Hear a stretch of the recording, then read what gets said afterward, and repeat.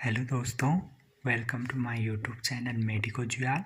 तो आज हम लोग इस वीडियो में बात करेंगे ग्लासगो कोमा स्केल, जिसको जीसीएस बोलते हैं। तो हम आज इस वीडियो में देखेंगे कि जीसीएस क्या है, जीसीएस को क्यों करते हैं और जीसीएस के फंक्शंस क्या हैं। तो ज़्यादा देर ना करते हुए आज वीडियो को हम शुरू करते हैं। ठीक है। तो जो जीसीएस है वो बेसिकली आईसीयू में या इमरजेंसी कंडीशन में यूज किया जाता है, और जो जीसीएस है वो एक इमरजेंसी केयर का पार्ट है। तो इसको इमरजेंसी केयर का पार्ट क्यों कहा गया है, तो ये जानते हैं। बेसिकली हमारे हॉस्पिटल एरियाज़ में 2 टाइप्स में पेशेंट की केयर होती है। जो फर्स्ट होती है वो होती है रूटीन केयर, और सेकेंड होती है इमरजेंसी केयर। तो जो इमरजेंसी केयर है उसी के अंदर हमारा ग्लासगो कोमा स्केल आता है। तो आज हम इमरजेंसी केयर के first part Glasgow coma scale की बात करते हैं, और नेक्स्ट वीडियो में रूटीन केयर को कवर करेंगे। तो ठीक है दोस्तों, तो शुरू करते हैं। जीसीएस जीसीएस है वो पर्सन के 3 एलिमेंट्स में डिवाइड होता है, आई, वर्बल और मोटर। मतलब अगर कोई पेशेंट हमें इमरजेंसी कंडीशन में आईसीयू या इमरजेंसी वार्ड में आता है तो हम पेशेंट की लेवल ऑफ कॉन्शियसनेस को चेक करते हैं, आई, वर्बल और मोटर।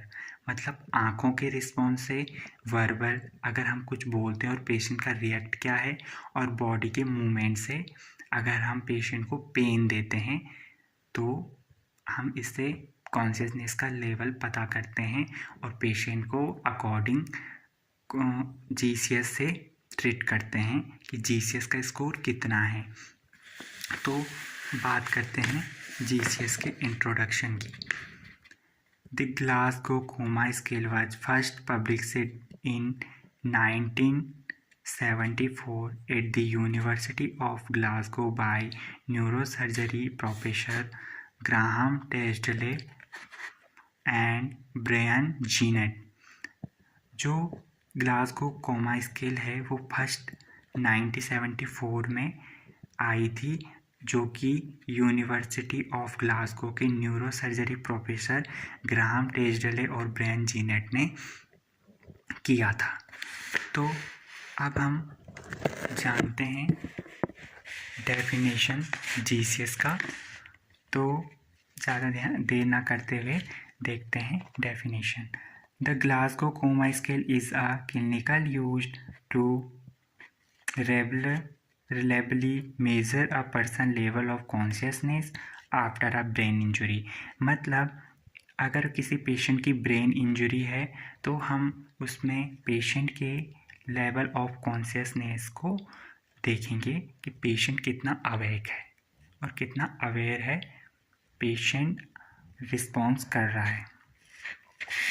और हम बात करते हैं ऑब्जेक्टिव ऑफ जीसीएस की। The explain the value of the Glasgow scale for patient care, outline the 3 areas the Glasgow coma scale access. मतलब हम 3 एरियाज में इसको चेक कर सकते हैं, आई, वर्बल और motor. To summarise the severity finding for each range of the GCS. Review how the interprofessional team can use the GCS to communicate regarding a patient।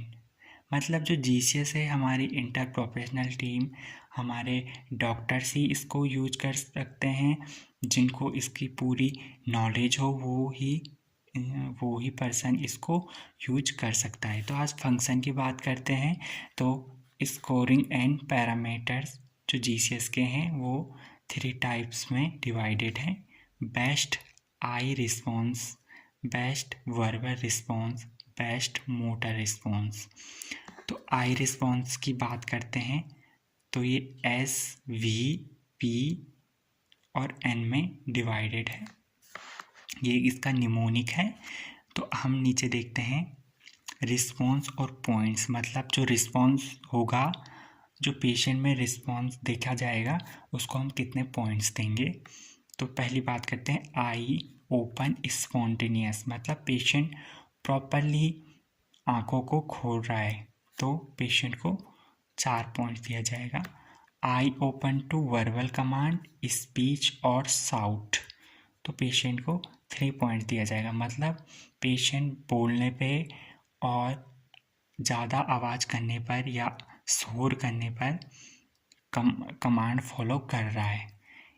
I open to pen, मतलब patient को pain दिया जा रहा है तो वो तभी I open कर रहा है, अदरवाइज़ वो आई ओपन नहीं कर रहा है तो पेशेंट को 2 पॉइंट्स दिया जाएगा।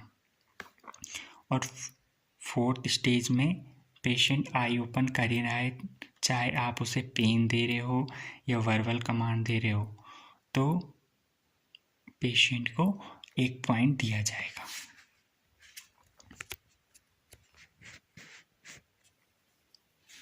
अब बात करते हैं वर्बल रिस्पॉन्स की।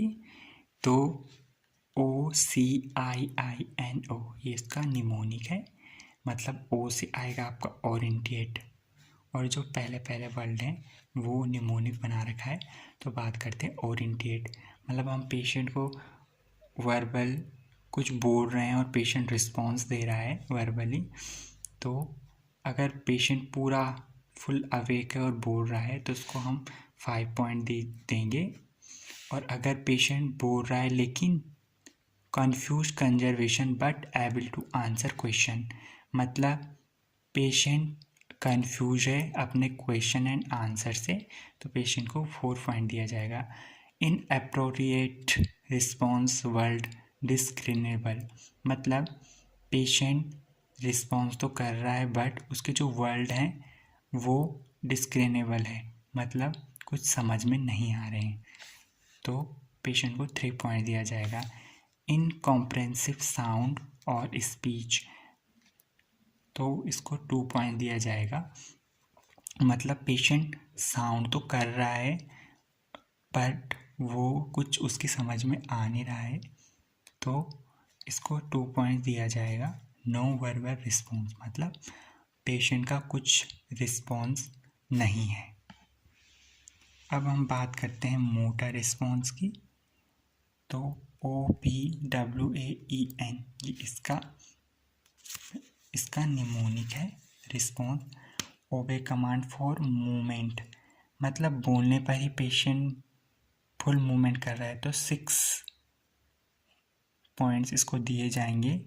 Purposeful movement to painful stimulus, मतलब पेशेंट को पेन दिया जा रहा है तो तभी वो मूवमेंट कर रहा है तो उसे 5 पॉइंट दिया जाएगा। विड्रॉ फ्रॉम पेन, मतलब पेन दिया जा रहा है अभी भी, तो उसको 0.4 दिया जाएगा। एबनॉर्मल फ्लेक्सेशन डिकोटिकेट पोस्चर, मतलब पेशेंट को पेन दे रहे हैं, ना वो आंखें खोल रहा है ना वो कुछ बोल रहा है, बस अपनी जो बॉडी है अपने हाथ को अपने पैरों को उसने पूरा फ्लेक्स कर लिया है, जैसे आप देख सकते हो यहाँ पर पेशेंट ने ऐसे अपने को फ्लेक्स कर लिया है, पूरे हाथ और पैर को अंदर की ओर मोड़ लिया है।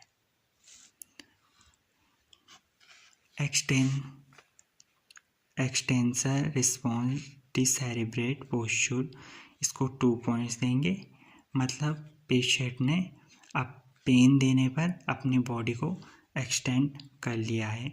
और आपका 6वां आएगा नो मोटर रिस्पॉन्स, तो इसको 1 पॉइंट दिया जाएगा, पेशेंट का कुछ रिस्पॉन्स नहीं है। पोस्चरिंग की बात करें तो डिकोटिकेट और डिसेरेब्रेट फ्लेक्सर और एक्सटेंसर। फ्लेक्सर में पेशेंट अपने हाथ और पैरों को ऐसे अंदर के लिए मूव कर लेगा और एक्सटेंशन में अपने हाथ और पैरों को बाहर के लिए मूव कर लेगा। अब बात करते हैं टोटल जीसीएस स्कोर। अब हमने पेशेंट की आई, वर्बल और मोटर रिस्पॉन्स को देख लिया है और पॉइंट नोट कर लिए हैं, तो अब हम पेशेंट को मेज़र करेंगे कि पेशेंट के स्कोर कितना बनता है जीसीएस का। The total score is the sum of the point from the 3 categories GCS: eye opening, plus verbal response plus motor response. तो हम जीसीएस स्कोर निकालने के लिए हमारा आई ओपनिंग स्कोर जितना बनता है, वर्बल रिस्पॉन्स का स्कोर जितना बनता है और मोटर रिस्पॉन्स का स्कोर जितना बनता है, वो देख के उनको जोड़ लेंगे। और अगर मिनिमम स्कोर 3 हुआ तो डीप कोमा और डेथ में पेशेंट की स्टेज होगी, उसकी कॉन्शियसनेस का स्टेज होगा। और मैक्सिमम स्कोर पेशेंट का 15 हुआ तो पेशेंट फुल्ली अवेक है और उसे अभी ज़्यादा ट्रीटमेंट की ज़रूरत नहीं है और पेशेंट को हम एडमिट कर सकते हैं विद मेडिसिन। तो जैसे यहाँ पर दिए गए हैं 13 से 15 माइल्ड ब्रेन इंजरी और fully consciousness, 9 to 12 moderate brain injury, 3 to 8 severe brain injury.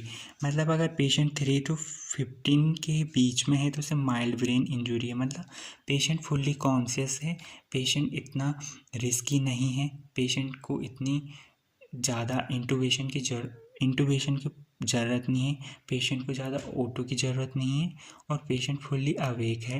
अगर 9 से 12 के बीच में हुआ तो वो मॉडरेट ब्रेन इंजरी है, पेशेंट में ध्यान देना है ताकि उसको इमरजेंसी ज़्यादा ना हो।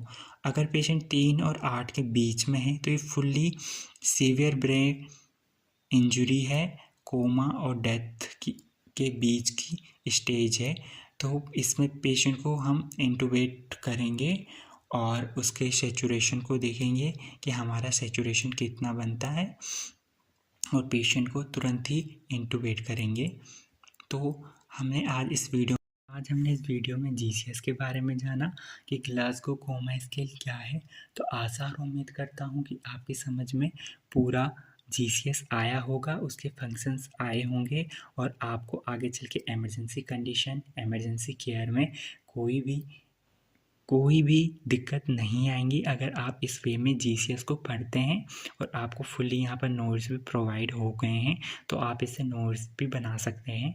तो अगर आपको हमारा चैनल अच्छा लगता है और आपको ये वीडियो थोड़ी भी इंफॉर्मेटिव लगी है तो आप हमारे चैनल को लाइक करें, शेयर करें और सब्सक्राइब करना ना भूलें।